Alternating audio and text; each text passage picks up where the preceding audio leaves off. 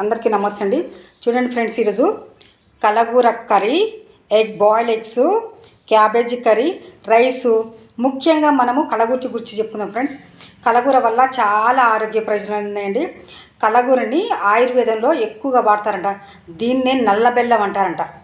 Black jaggery అంటారు, దీన్ని నల్ల బెల్లం అని కూడా అంటారు. దీంట్లో అధికంగా పొటాషియం ఉంటుంది కాబట్టి మన గుండెని మెదడుని ఆరోగ్యంగా ఉంచుతుంది. మెగ్నీషియం చాలా అధికంగా ఉంటుందండి కలగూరలో.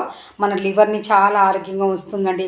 ఇనుము చాలా అధికంగా ఉండటం వల్ల మనకి రక్తహీనత తగ్గించి ఎనిమియా నుంచి మనకు కాపాడుతుంది. అంత మంచిదండి ఇది.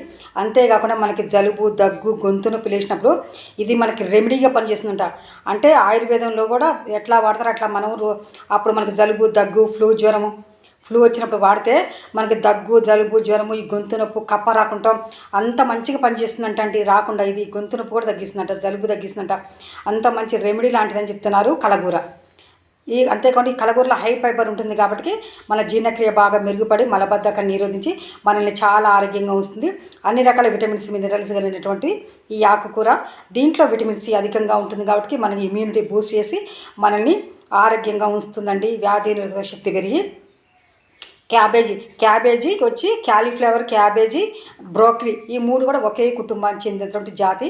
క్యాబేజీలో కూడా ఫ్రీ రాడికల్స్ అనేవి యాంటీ ఆక్సిడెంట్స్ చాలా ఎక్కువగా ఉండటం వల్ల మనకి క్యాన్సర్ కణాలను చంపి క్యాన్సర్ పేషెంట్లని చాలా ఆరోగ్యంగా ఉంచుతుందండి.